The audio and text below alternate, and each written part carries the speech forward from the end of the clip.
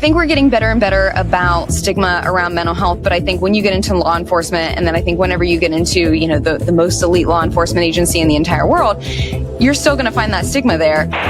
It's much harder to ask your body to go to sleep when it doesn't want to, but it's much easier to ask your body to stay awake later. Because if you're not getting good sleep, here's what you're going to do to your brain. Here's what you're going to do to your body, the cardiovascular system. I'm not telling you that you can't have caffeine. I'm going to give you some education, and then you do with it what you will. That's one of the things that I love doing, is just giving people education. And once you know something, you can't unknow it. And then you decide what you do with that information. Welcome to another episode of Responder Resilience, along with my co-host, Dr. Stacy Raymond. I'm David Dashinger. In this episode, we're going to be joined by Dr. Leah Kaylor, a licensed clinical and prescribing psychologist and the FBI's sleep expert for the past 5 years. We're unraveling the mysteries of brain spotting. What exactly is it, and how does it differ from EMDR? And we're going to tackle some of the pressing sleep challenges faced by first responders and discuss Dr. Kaylor's upcoming book, The Sleep Advantage. So get ready for an enlightening conversation that just might change the way you think about first responder mental wellness. This episode is made possible by Circle Brain. If you're a first responder, it's time to take brain health seriously. Go to circlebrain.com to learn more, because the toughest battles deserve the sharpest minds. There's a new app built by firefighters for firefighters, and it's called Crackle. Download the app now for free as a Legacy member and get early access to exclusive content, tools, and updates as they drop. Get the free app at crackle.respondertv.com. This episode is made possible by the First Responder Center for Excellence. Discover more at firstrespondercenter.org and connect with us on X, Facebook, LinkedIn, Instagram, and YouTube. Remember to like and subscribe: YouTube, Responder Resilience; Facebook, Responder TV; LinkedIn, Apple Podcasts, Spotify. Go to our website, respondertv.com, for past episodes, guest information. We'll be right back to speak with Dr. Leah after this. In this family, more of us die by our own hands than by the hazards of the job. In this family, up to a quarter of 911 telecommunicators have symptoms of post-traumatic stress. In this family, our mental health and wellness are in crisis, while responders are quietly suffering. In this family, many struggle with job-related stress, burnout, moral injury, sleep disruptions, substance abuse, and relationship problems. In this family, we can help the helpers with vital information and resources, resilient strategies, and success stories of overcoming the obstacles. In this family, no one is alone. Welcome to Responder Resilience with co-hosts retired Lieutenant David Dashinger, Dr. Stacy Raymond, and Bonnie Rumley, LCSW, EMTB.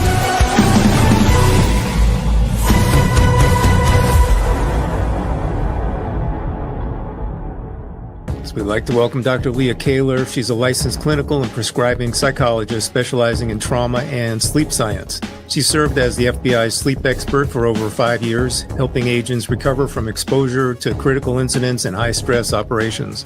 With advanced training in psychopharmacology and certifications in EMDR and brain spotting, Dr. Leah blends cutting-edge neuroscience with practical strategies to optimize recovery, resilience, and performance. She's a sought-after speaker, educator, and consultant, and her upcoming book, The Sleep Advantage, offers actionable tools to reclaim beneficial sleep. Dr. Leah, welcome to Respond to Resilience. Thank you for having me. I'm excited to be here today. So, Dr. Leah, let me start by asking you, can you just please share a little bit about your journey? Sure. So I'm verbose. I'm going to try and keep it short and sweet here. So I always knew that I was probably going to have a career in forensics, but I didn't know what necessarily that was going to look like. So one of my very first experiences was doing shadowing of a psychiatrist and a psychologist in a maximum security all-male prison with a death row. That experience was very, very interesting. And it made me realize that that was not going to be sustainable because my anxiety was far too high to have an entire career within a prison. Then I kind of did some flip-flopping, and instead of doing offender work, then I moved to doing victim work. So I worked with a lot of folks who had experienced trauma. A lot of these individuals had experienced some type of sexual abuse, whether that was in childhood or in adulthood. And I knew that I was doing a lot of fantastic work, but I also felt like I didn't think that that could be sustainable either. So I'm kind of like trying to figure out where my niche is. And then I get a full-time position with the FBI as a psychologist. And I think, okay, this is probably where I need to be in law enforcement. Like Goldilocks, 3 times the charm. Like I finally found the right fit. And when you landed at the FBI, like, did you start off in sleep as your area of expertise, or how did that evolve? Yeah, great question. So before coming to the FBI, I was at the Memphis VA Medical Center. I was completing my final year of my PhD.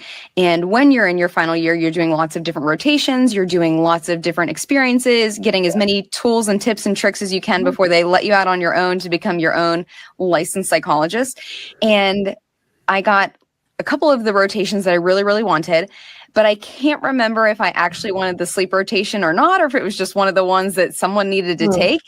And as I think back on it now, I couldn't be more grateful that I got the sleep rotation, because it opened my eyes to how many people are struggling with sleep, how many people are having undiagnosed sleep conditions, especially obstructive sleep apnea, how many people are struggling with nightmares. Like, it really, really opened my eyes. Not that I was a great sleeper or had a passion for sleep until I got to the sleep clinic, but I'm teaching these sleep hygiene courses, and I have a small group, maybe like 20 people in the room, and people are just actively falling asleep on me.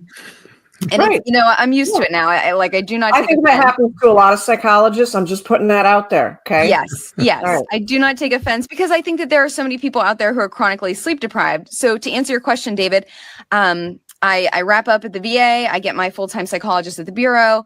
Within my first couple of days, the supervisor at the time was like, "Okay, Leah, what's going to be your thing?" And I think we're getting better and better about stigma around mental health. But I think when you get into law enforcement, and then I think whenever you get into the most elite law enforcement agency in the entire world, you're still going to find that stigma there. And so I thought, all right, well, how about I educate people on sleep? I, present myself as very friendly and down to earth, and you can get to know me and realize that I'm not super scary. And then, maybe I can get my foot in the door and get people to talk to me more so about mental health. And that's exactly what happened, because I get tons and tons of referrals for sleep issues, when in fact, I'll get the person, I start to work with them, and in reality, what's actually manifesting as a sleep issue, but it's really untreated anxiety, depression, trauma. Right. Yeah, you name it. So that's really what it is. So I'm so grateful to have trauma and sleep as my 2 specialties, because they go hand in hand. And in my opinion, you're going to have a really hard time treating one without the other, especially when we're talking about our first responder military populations. Hey, first responders. You face tough calls and hazards every shift, but the fiercest battles, they're happening inside your brain. Meet Circle Brain, your essential mental training partner. Your brain adapts to stress, trauma, and exhausting shifts, but not always in ways that serve you. These invisible changes can show up as fatigue, brain fog, irritability, or memory lapses long before they become obvious. With a Circle, you get more than a gadget. Simply put on the headset and play a quick game. In minutes, you'll receive personalized insights into your mental speed, power, and focus. It's built on 60 years of neuroscience research and designed to boost the cognitive resilience you need to crush every challenge. After 21 years as a first responder, I didn't realize how compromised my brain actually was until Circle showed me.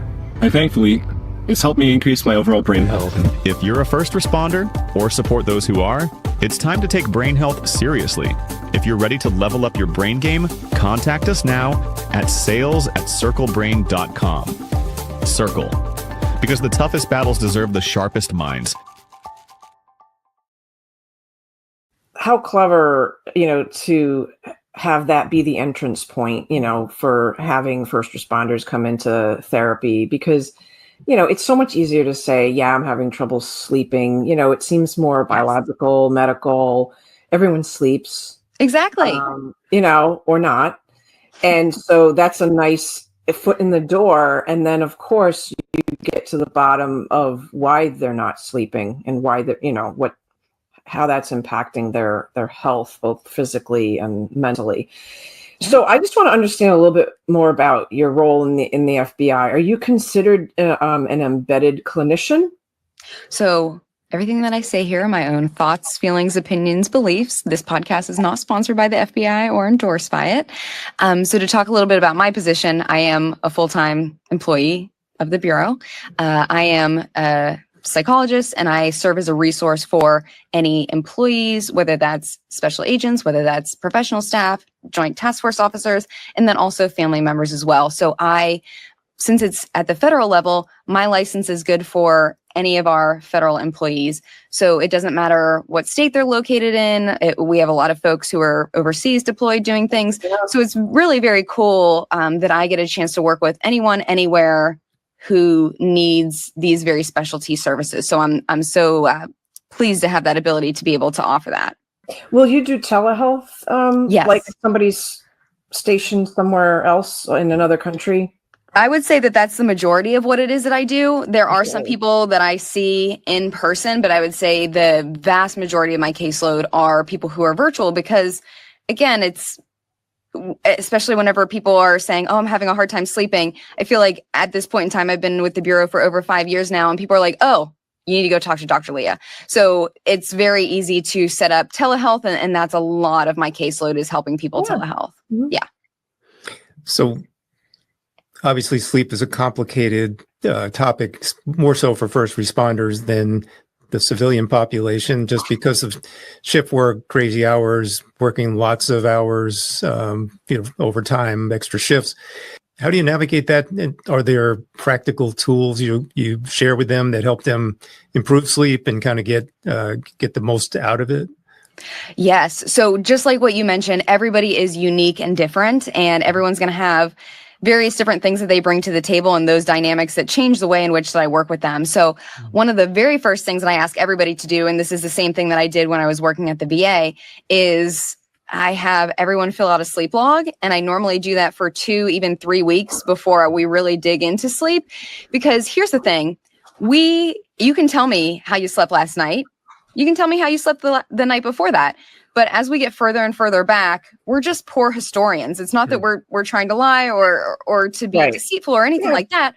We just have poor memories, especially for something that is so mundane as sleeping every single night. Right. And so often when I ask people to tell me about sleep and how they're sleeping, I'll get information, but then sometimes it's conflicting. Sometimes it's a little bit confusing. Like I'm trying to follow them. So one of the best tools in my toolkit, and it's super low budget because I just have a paper and pencil. I think that nowadays, like, wearables are very exciting. Yes. But mine is super free, low tech. I give people a paper and pencil and I ask them to track their sleep.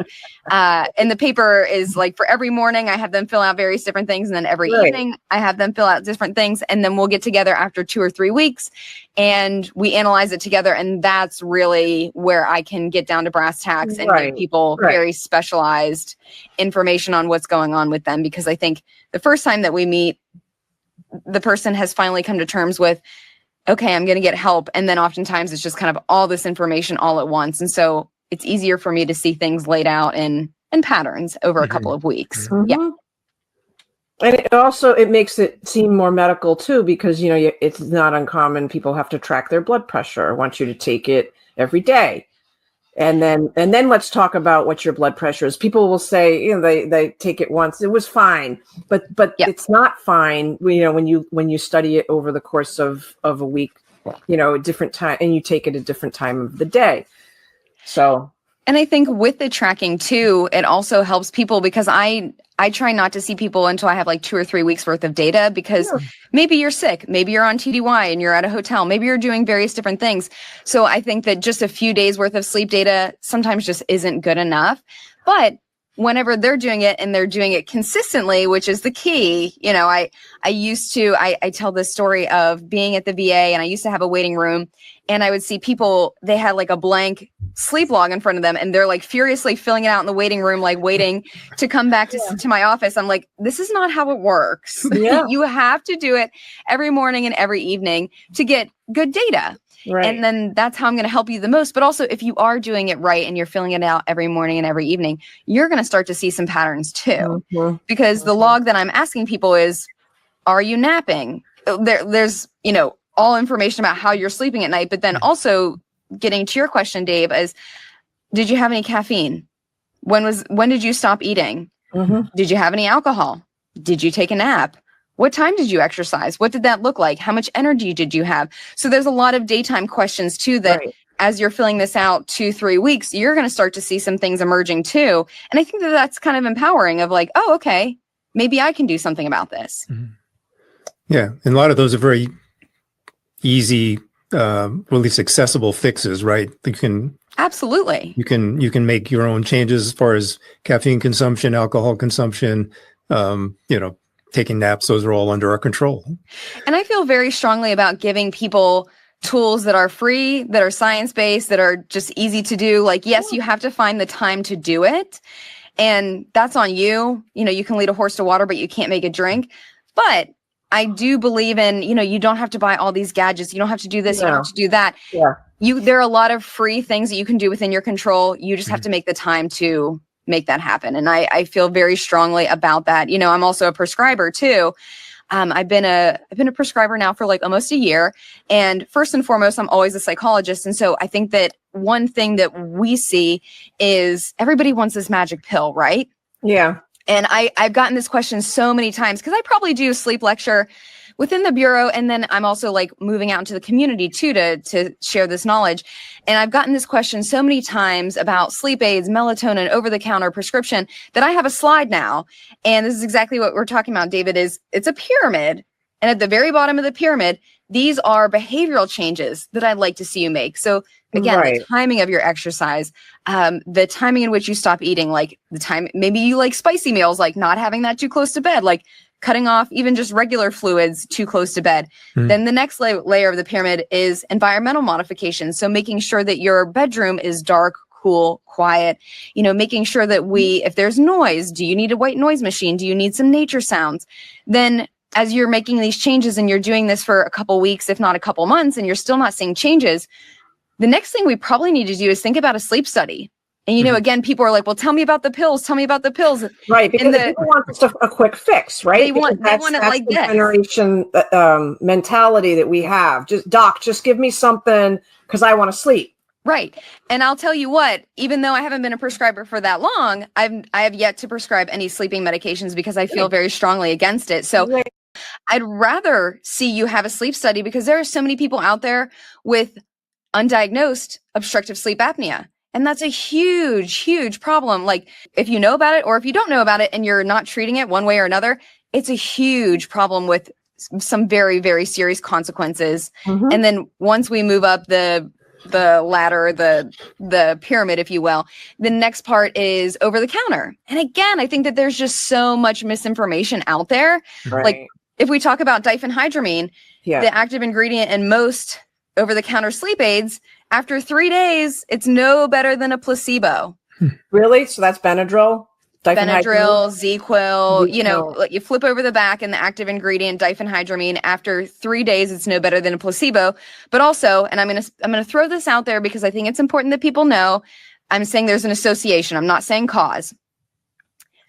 We know that when you're taking an anticholinergic or something like a diphenhydramine for a long period of time, it is associated with neurodegenerative conditions like Alzheimer's, like dementia. So whenever I have people come to me and they're like, yeah, I've been taking ZQuil for 2 decades. I'm like, this is a problem. We need to talk about this. Yes. Yeah. It's a huge issue. And then like, again, like melatonin, we can talk about this. Like everybody and their grandmother and their children is taking melatonin. And this is a problem because your body naturally makes melatonin. It knows how to do that. It does it every day. And there are ways that you can strengthen that, which is fantastic. Again, free, easy. One of those would be getting outside within an hour of waking up and looking at the sun. Again, super free and easy. But people take melatonin like it's candy. Well, the bottom line is melatonin is not meant to be taken like that. It's good for shift workers when you're specifically trying to shift your sleep. It's great for jet lag when you're moving through time zones very quickly. But it's not made for daily use. And people don't understand that. Yeah. And so, and also too, just the other day I was on the phone with a lead researcher in circadian rhythms, because I wrote a chapter on shift work in the book, and I wanted to make sure that everything was like very sound. So he's working with me and we're having this conversation about melatonin, and I'm getting ready to go overseas here in a couple of days. And he says, are you going to use melatonin for your jet lag? And I said, oh, I really don't want to. I don't like that, but I'll give it a go. And he says, well, if you don't have any and you're going to go shopping for it, you should be looking for anywhere from 1 to 3 milligrams. And he gives me some other information, like not combined with anything else, fast acting. So I went to 3 stores that day. All the milligrams are 10, 25. They are so incredibly high. And he tells me, Leah, 1 to 3. And again, this is very specific for jet lag. I'm going to be crossing over many, many time zones. Right. Yeah. But it blew me away that I had to go to 3 different stores and the lowest milligram that I could find was 3. I couldn't even find one. That's interesting. Wow. It's really unfortunate. And then to answer your question, the very tip top of the pyramid is prescription sleep aids, because there is a place for it. There's a time and a place. There are people who that will be appropriate for.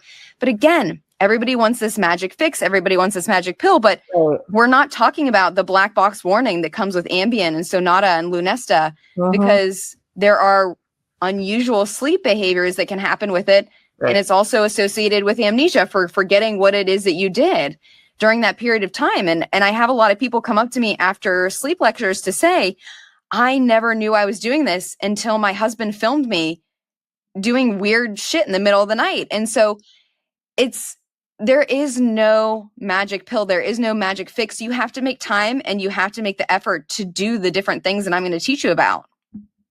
Hey firefighters, let's take a moment to talk about something important. There's a new app built by firefighters for firefighters, and it's not just another wellness tracker or generic resource hub. It's called Crackle. You've probably seen the magazine, but this is the next evolution. The app is about one thing: helping firefighters not fail.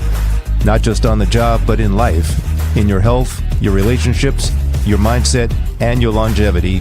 That's why Crackle is designed to meet firefighters exactly where they are, with resources that make sense, are easy to use, and actually respect your time.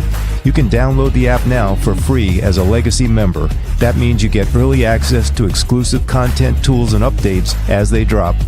Use the QR code on the screen to download the Crackle app, or you can download it from the App Store or Google Play and stay in the fight. Not just at work, but at home and in your own head too. Because your best days shouldn't be behind you, they should be ahead of you. You're touching on something else, and this could also be affected by alcohol and perhaps even caffeine, is the restorative healing part of sleep is when we're able to drop into the deeper parts, REM sleep, for example. Right. And sometimes, correct me if I'm wrong, sometimes taking these medications or too much caffeine or too much alcohol will prevent us from getting into that, enter into that deep restorative sleep. Absolutely. Yeah, you're hitting the nail on the head. So a lot of people, we didn't talk about this, but a lot of times doctors will prescribe benzodiazepines for sleep. Benzodiazepines are horrible for sleep. They are not going to help your sleep architecture at all. They're not going to preserve that. And when I say sleep architecture, I mean moving through light sleep, deep sleep, REM sleep, these sleep cycles that you will move through throughout the night if you're a normal, average, healthy sleeper and you don't already have a sleep disorder. And Ambien, Sonata, Lunesta, the Z drug category, does a better job of preserving sleep architecture, but it's not as good as just sleeping naturally and doing what your body knows how to do. And you're exactly right. Whenever it comes to alcohol, a lot of people say, well, alcohol makes me feel sleepy. Yeah, it does. It's a sedative. It will make you feel sleepy. But once it actually gets into the system and starts metabolizing and getting broken down in the stomach, then it turns into a stimulant. And it's going to do the opposite effect. It's going to make you have very surface level sleep. Your sleep is going to be very fragmented and broken. It's not going to be this deep restorative sleep that we talk about, like the deep sleep and the REM sleep that we need. And then because you're in this more surface level, you are more easily awoken by sound. So it's just going to be very broken sleep. So you're exactly right. Sleep is, I think people think sleep is for the weak, or they think that whenever you sleep that your brain and body just shut down. And that couldn't be further from the truth. I mean, when we think about REM sleep, if we had 2 people, one person's in REM sleep and they have a cap with electrodes on their head, and we have one person who is awake and alert and problem solving, and we put electrodes on their head, the brain waves look very, very similar. Very active. Because the brain is so active during REM sleep. And so when we're getting in our own way by using alcohol to help us sleep, then we are getting in our own way as far as healing and the restorative processes that happen at night that can't happen any other time. They have to happen at night. So, Dr. Leah, how do you deal with the resistance that you must come across when, people, they really like their alcohol. Yeah. They like their coffee. So yes. How do you deal with that? Well, first and foremost, I would say it's all about meeting people where they are, right? As a psychologist, this is a huge thing that we have to do. And so I'll tell people, not that you can't have, just say, for example, you mentioned caffeine. I'm not telling you that you can't have caffeine. I'm going to give you some education and then you do with it what you will. So let's take an example. Here's my dog cup because I love my dog. So let's say, for example, that this is a thermos filled with coffee. And I'll just tell people, because I think a lot of folks just don't realize this. So the half-life of caffeine, and every person is a unique special snowflake, but is normally 6-ish hours for the normal person. We're going to have some people who are ultra rapid metabolizers. We're going to have people who are poor metabolizers, but we're going with 6 hours for your normal person. So we drink this whole entire mug of coffee at 6 a.m. So at noon, 6 hours later, we still have half of it rocking and rolling in our system. Then 6 hours later, we still have this much rocking and rolling in the system. That's half-life. So I think it's important to give people education, but I'm not saying that you can't caffeinate. Let me tell you how to do it better. So oftentimes people wake up, they roll out of bed and then the coffee pot is right there because that's what they're just conditioned to do. That's not the greatest time to caffeinate because you already have adrenaline and cortisol coursing through the body because that helps you wake up and get started with your day. That's just naturally what happens with these hormones and with these chemicals. So if you put caffeine on top of that, you're kind of revving an engine that's already in overdrive. It's not going to do anything. But if you wait 90 minutes and then you caffeinate, that's where you're going to hit the sweet spot. Those chemicals are starting to naturally dissipate. And as they dissipate, then when you get caffeine in the system there, that's when you're going to get the best bang for your buck. I'm not telling you can't do it. Right. And also too, if you have a schedule that is going to be something that's more stable, and I realize not everybody has that, but if you are, a day shift worker and maybe your bedtime is, we'll just say 9 p.m. If you're cutting out caffeine early in the afternoon, then that will be a good strategy to help you sleep. So again, I'm not telling you that you can't do it. I'm just going to try and educate you in a better way to be able to do it. And again, I think as I'm working with someone, even after that initial several weeks of tracking sleep, I still continue to ask them to track. And then I think that they start to see, oh, okay, maybe she's right. Because on the sheet, I ask you to track your caffeine and when you're having it and how much you're having it.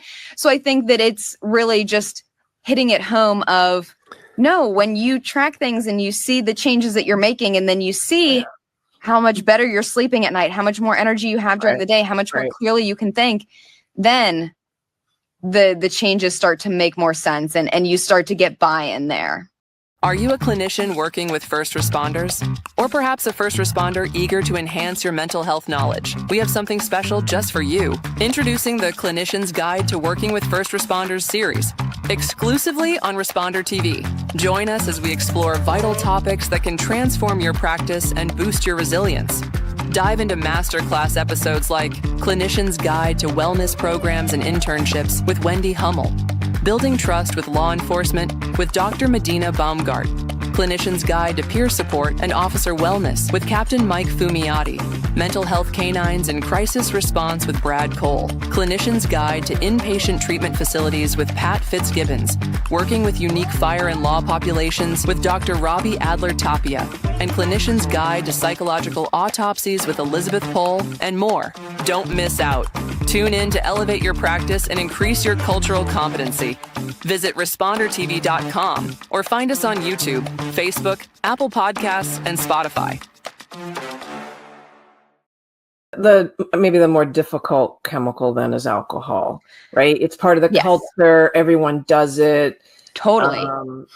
And it does, the anxiety relief that you get from it, the calming down, drowsy feeling you get from it. You know, obviously it's addictive. So how do you deal with that?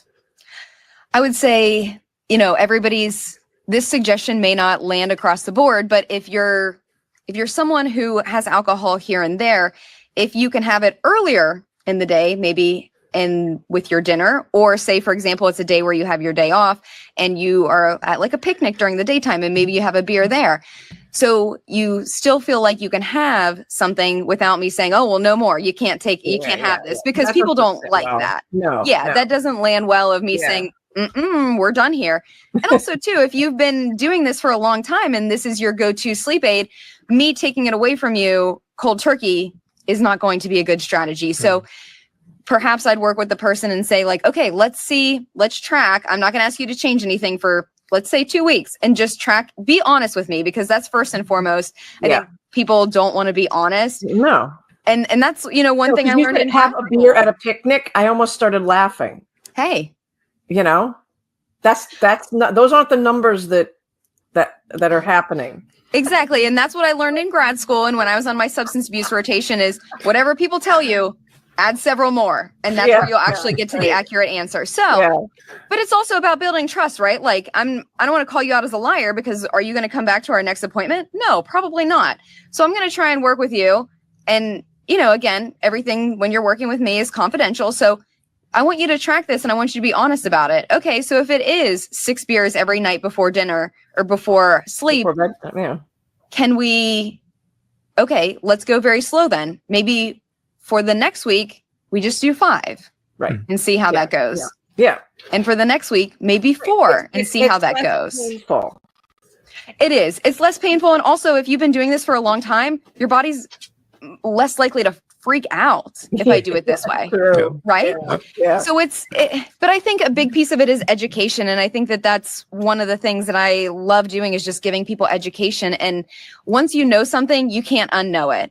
And then you decide what you do with that information, and kind of trying to empower people to just make better choices. And I think that oftentimes if someone's using alcohol, there's a reason behind that. It's not because like, wow, this beer is so tasty. Like maybe, but I kind of doubt it. I've had beer before and it tastes like shit. So I really don't think that that's what it is. Right. And so that's where, once you start to build that trust, figuring out, okay, is this underlying depression, anxiety, PTSD, like something's going on underneath, and then giving people tools to try and fix that and work on that during the daytime too. So I think that it's definitely a multifaceted approach. But you're right. Alcohol is a huge problem.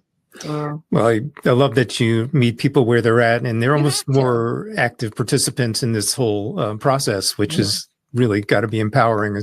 There's so much I love to unpack with you. One of the things you mentioned in passing, and I think it's really important, is shift work. And that's, very different in the world of fire, different in EMS. It's probably very different in not only law enforcement, probably in the world that you're in.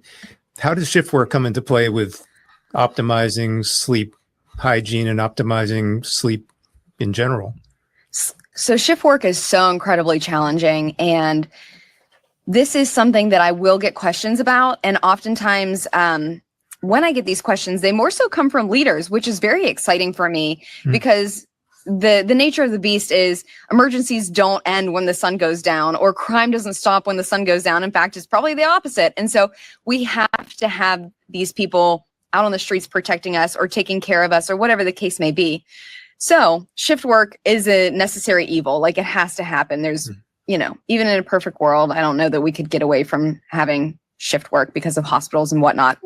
Right. So how do we work with what we've got? And so one of the things that I try and address in the book is asking people about their chronotype. And when I say that, I mean, you've probably heard of I'm an early bird or I'm a night owl. And there are truly people like that. Like for me, I am the definition of an early bird. Like I like to get up, like I like to watch the sunrise. Like I like to get my day started. But for example, my best friend, she will sleep all day long. She's kind of like a vampire. I don't understand. And like her day doesn't get started until like the sun sets, and she's up all night long. But that's when she does her best work, and that's what she likes. And she works for herself. So she's made that work for her. And when she is most psychologically and cognitively sound to do the work that she needs to do. So I think that there are people out there who are going to be naturally early birds or night owls. Right. And so if there are ways to capitalize on this, like when we're making a schedule, talking to our employees and asking them, what is it that naturally you like to do? And I hope that there will be people out there who self-identify as night owls and who want to take on that shift because that works with their personal circadian rhythm, but it also works to get the job done too. So I think that if we take that as a first step, and I imagine that a lot of people, well, I don't want to say this because sometimes depending upon the organization, like night shift comes with some perks, maybe like a little bit extra pay or this or that. But I hope that we can align it with the people who already naturally have that chronotype first. And then kind of build from there. And there's a couple other things that leaders can do when we're talking about circadian rhythm, in that it's much easier if we have to have rotating shifts, because I understand that that's just the nature of the beast sometimes. If we're going to do that, it's so much easier to rotate forward, meaning going from day shift to evening shift to night shift, and then continuing that. It's so much easier. And think about it, like, it's much harder to ask your body to go to sleep when it doesn't want to, but it's much easier to ask your body to stay awake later. Sure. And that's what we're doing when we're rotating forward. But some places just don't have this education. And that's why, that's one of the chapters of the book is I talk about if you're trying to rotate backwards, going from night shift to evening shift to day shift, that's asking your body to go to sleep earlier. And that is just really, really hard to do if you're not sleepy and you're not tired. So there's things like that where leaders can make a change. But also, as I'm writing this book and I'm putting together like an entire section for leaders, there are some awesome, very forward thinking departments. Like, for example, there's a few fire departments that I was reading about who everyone, we've moved away from, or hopefully we're moving away from, I should say, like the room that has all of these bunk beds and everyone's there all together, because that's just really disruptive. And like, if you got one person snoring like a chainsaw, like forget about it, we're going to kick you out. But now people are having their own individual sleeping spaces, but not just that, because that's a fabulous step in the right direction. But now we have people in various different teams. So if we only need this particular team to go out, but not that team, then we have alarms that only wake up the team that we need, which is fantastic. So we're not ringing the alarm and waking up the whole firehouse, which is, again, getting smarter about the way that we do things. Yes. Again, when we think about alarms, like, especially if you're in a deep sleep or you're not expecting it, or you're just trying to get this like rest that you've been waiting for, when an alarm goes off, holy hell, like your heart's pounding out of your chest, even the word alarm, like it scares us, it wakes us up, it pulls us out. And so if we can get to a place where we're having alarms, and this is one of the fire departments that I was reading about, has a more gentle alarm system where they're using like sound that is much more gradual and lighting that is much more gradual. So we're not giving you this punch of adrenaline in the face by waking you up. Instead, we're doing it a little bit more friendly, gently.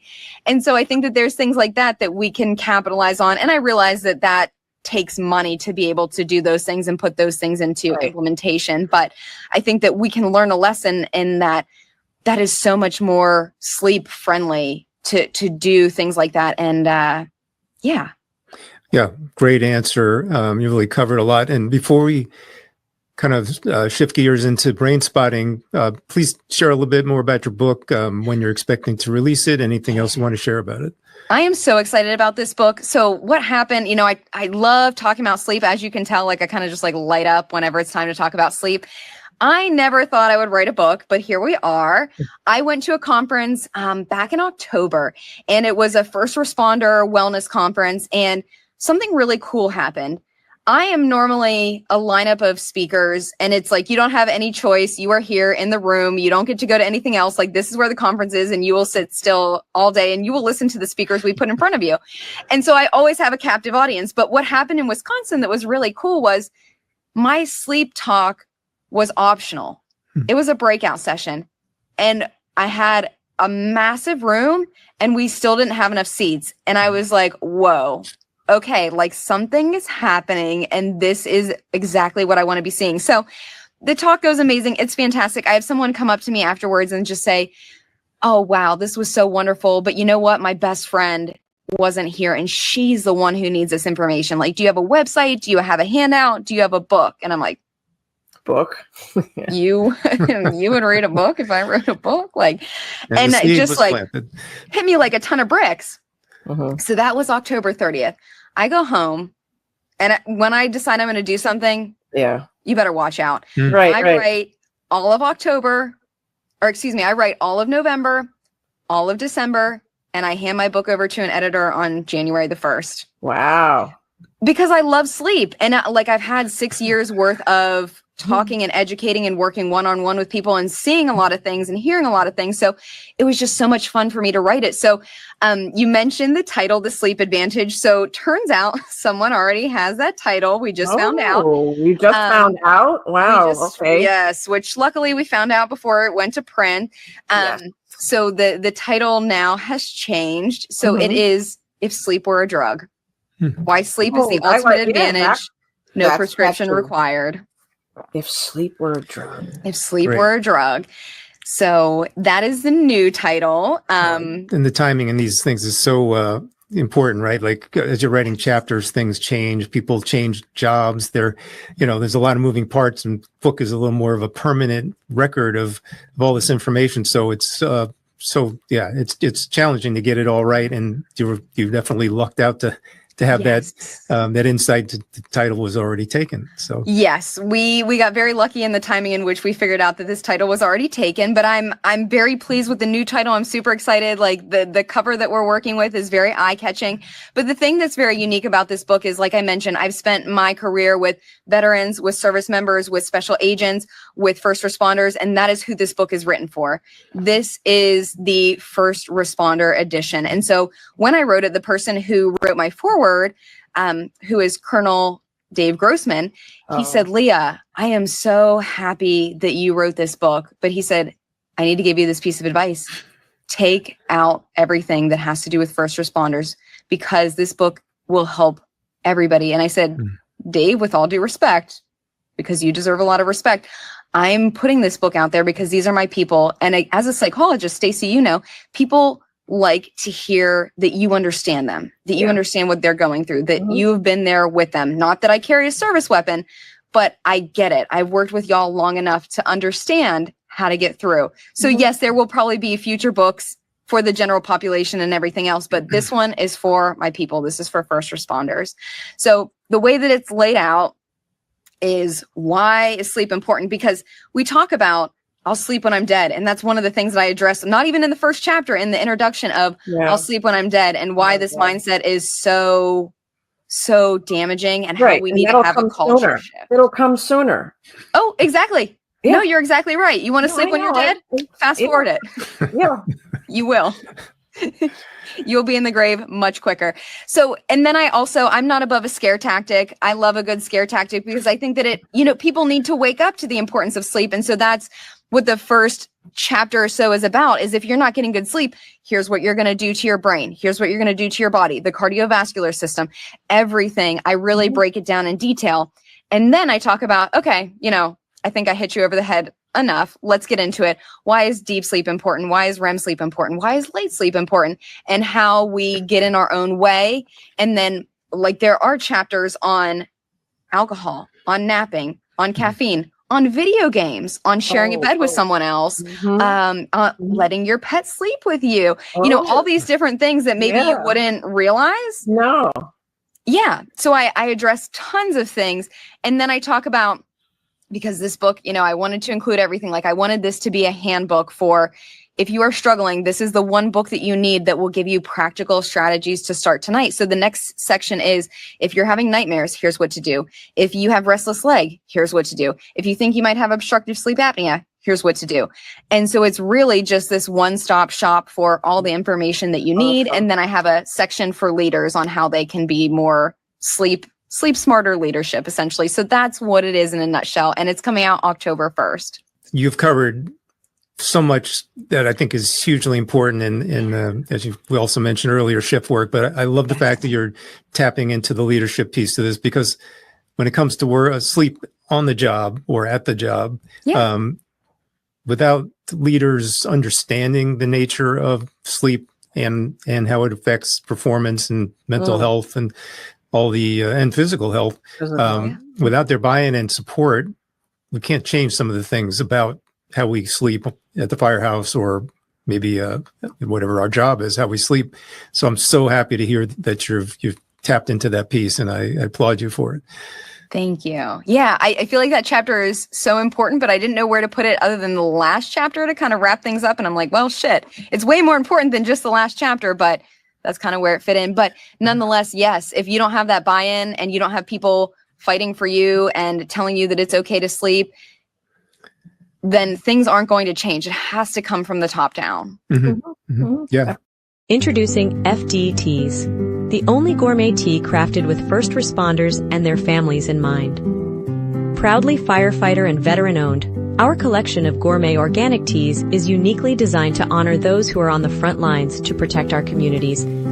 At FD Teas, we believe in quality. That's why we source the freshest organic tea available, offering you the most popular flavors that not only excite your taste buds, but also bring comfort and relaxation to your daily life. Indulge in our specialty blends: classic Earl Grey, soothing chamomile, vibrant green tea with ginger root, decadent chocolate salty caramel black tea, and robust Irish breakfast. FD Teas makes for a special and unique gift, perfect for any occasion or season. Taste the difference and show your appreciation for the rescuers in your life with FD Teas. Available on fdteas.com and in our Etsy store, Fire Department Prints. Also available on walmart.com as Fire Department Prints. Let's spend our last few minutes talking about brain spotting. Stacey, what would you like to ask? Yeah, so Dr. Leah? Just so that Dr. Leah knows, like, we've had several episodes talking about EMDR, so you do not need to necessarily rehash what EMDR is. But what we would like to know, because we've never talked about brain spotting, is how is brain spotting? Just give us a little background on it, and then how is it different than EMDR, and why would you pick brain spotting over EMDR or vice versa? Yeah, thank you for asking. So I'm certified in both EMDR and brain spotting. EMDR was the modality that I came to first. But just to give you even a little bit more background, is when I was in graduate school, I was trained in cognitive processing therapy and prolonged exposure. And then I got to the bureau and I was like, y'all don't like to talk about your feelings. No. Okay. I need to figure something else out. So that's how I came to EMDR. And it's a very well-loved tool. It is something that I use very often in my clinical toolkit. And then I heard some other clinicians talking about brain spotting. And I'm like, ooh, I'm curious. Let's go see what this is all about. Yeah. So to give you some historical background, Dr. David Grand is the one who created or discovered brain spotting, if you will. And that was in 2003. But he used to be a trainer for EMDR. So he would travel around the world and he would teach other clinicians how to do EMDR. And in his experience, he found that some people just didn't have the greatest results. He felt like there were some people who just didn't get what they needed out of it. So he started to do some experimentation. He was using like the eye movements that EMDR is famous for, but kind of slowing them down. He also added some very soothing bilateral music. And in his book, which is called Brain Spotting by Dr. David Grand, it's a very fun, easy read. And it kind of breaks down the history of how he came to be and how he came to discover this. And in the first chapter, he talks about working with an ice skater, and her name is Karen, and they are working together, and they've been doing EMDR for a very long time. She's getting ready to go to the Olympics. Like, she can't land this triple axel loop, and they've been working together, like trying to figure this out for like performance enhancement. And basically he's doing the eye movements, and he slowed down the traditional EMDR eye movements. And as he's moving across her visual field, he sees her eyes kind of wobble or like do something strange. And he's like, hey, humor me for a minute. Let's just stop at this spot in which your eyes kind of wobbled. Let's just see what happens. And he holds his fingers there at that spot and just has her stare at that area. And she describes it in the book as like all these images and thoughts and memories flying through her head, and things that didn't have anything to do with ice skating, and things that they never talked in therapy, and like her parents fighting and the death of her grandmother and all these things are just like flying through her brain. And they do this for like 10 minutes. You know, she's just staring at this one spot. And afterwards, they're kind of like, well, that was weird. See you next week. And, you know, wrap up the session. She goes to ice skating the next day and lands this triple axel loop and never has a problem again. It's like, all right, that was kind of cool, you know? So he has a lot of clinicians who are therapy clients. So he's like, hey, will you humor me? Like, can I try some things out? And he starts to figure out that he's getting really, really good results with brain spotting.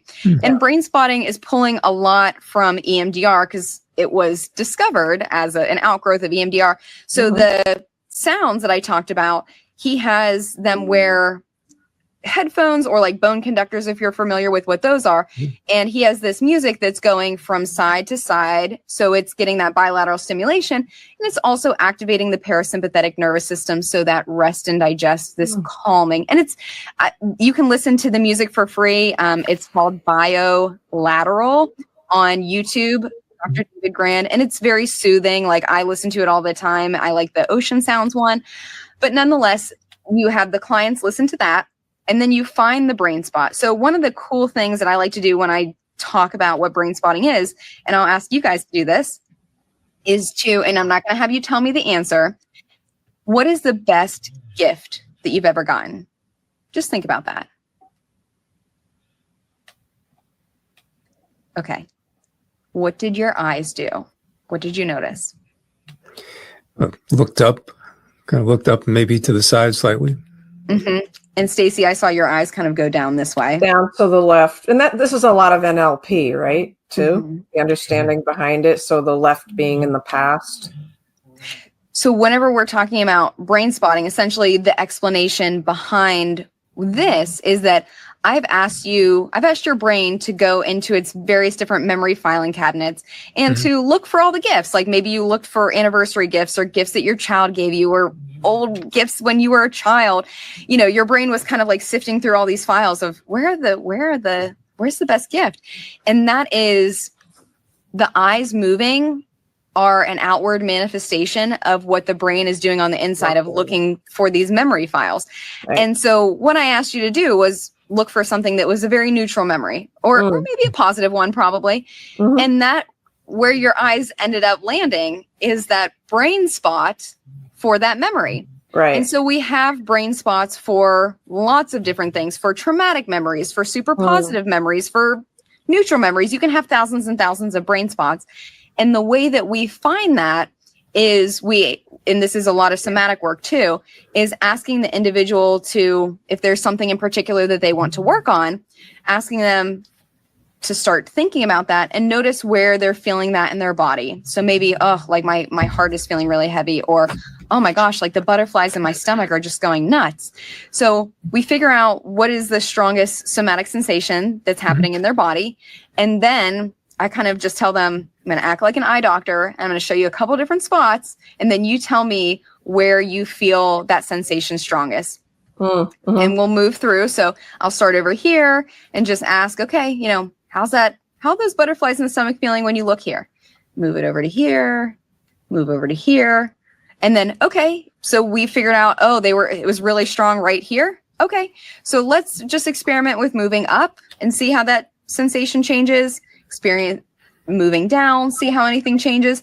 And you would think that a lot of people, you know, especially when we're talking about this particular population, may not be very in touch with their body, but you would be surprised at how many people are like, oh, yep, right there, that's the spot, right there, you found it. And, you know, we're just scratching the surface right now. Like there are so many tips and tricks and things that you learn when you go through the various different phases of training.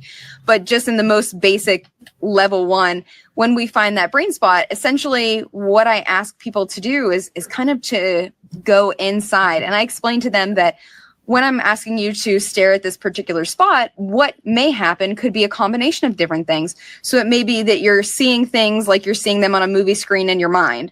Maybe you're going to hear things. Maybe that's music or someone talking or something that is salient, maybe glass breaking. Perhaps you are noticing sensations in your body. So when I do my own brain spotting and I am the client, I feel like a lot of tightness in my jaw. Maybe I'll feel some tightness in my back. So you'll notice physical sensations and then sometimes even a little bit of movement too. Like the very first time I went away to brain spotting training and I was the client, I'd never done this before. I am working with my practice partner and I tell her, I think that we need to call the coach over because nothing's happening. Meanwhile, my hand just starts twitching. I'm like, oh, I'm not doing that. Okay, something's happening. So I tell people that it could be like a combination of various different things. And there are some people that I work with and they are visual processors to the max and they're seeing tons of imagery. For me, I don't really see anything, but I feel it in my body. And so everyone is very different. But what's happening is we're getting the bilateral stimulation through the sound that's moving from ear to ear. But then we're also asking clients, once we've found that brain spot, to what we call drop in.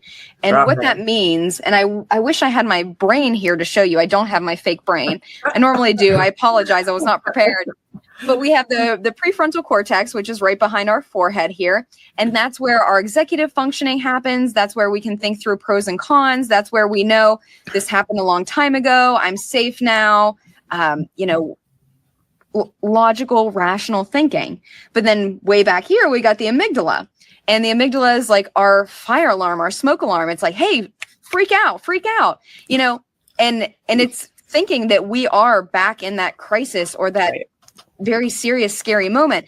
And so when we ask the client to drop in, the prefrontal cortex is getting a chance to talk to the amygdala and they're getting a chance to get on the same page and communicate with each other of, hey, it's not 10 years ago. We're not there. It's not happening anymore. We're safe now. So they get a chance to talk to each other. So there's several different things that are going on within brain spotting, but I have had the pleasure of getting to use it with lots of different folks, and it is rapidly becoming my favorite tool. I love using brain spotting.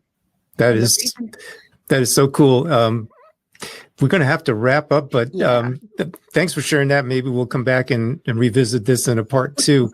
Absolutely. As we close, Dr. Leah, where can people find you? Any links, website, social media you want to share?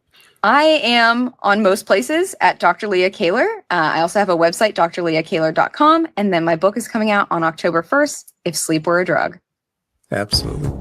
Well, thank you. It's been absolutely a pleasure and learned a lot today. So I want to just, shout out kudos for all you're doing for first responders with all this amazing work. Thank you so much. Thanks for having me, guys. Dr. Leah, just before you go, I'm very appreciative of your excitement about oversleep because it's critical. Nobody else is. It's so important. Somebody's got to be it. Somebody's got to be, I will volunteer as tribute. I love talking about sleep, and I will continue to talk with excitement to as many people who will listen to me. Remember to like and subscribe YouTube, Responder Resilience, Facebook, Responder TV, LinkedIn, Apple Podcasts, Spotify. Go to our website, respondertv.com for past episodes, guest information. Until the next time, stay safe, be kind to yourself. Take care.